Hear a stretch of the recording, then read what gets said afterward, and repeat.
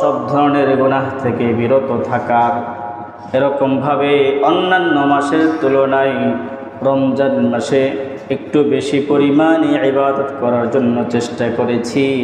এটাকেই তাকওয়া বলা হয়। অর্থাৎ কোনো মুমিন, কোনো মুসলমান, তার জন্য করণীয় হলো সে একমাত্র আল্লাহ রাব্বুল আলামিনকে যথাযথভাবে ভয় করে আল্লাহর প্রতিটি হুকুম তার জীবনে বাস্তবায়িত করা এবং আল্লাহকে ভয় করে ছোট বড় সকল গুনাহ থেকে বিরত থাকা, সেটাকে বলা হয় তাকওয়া।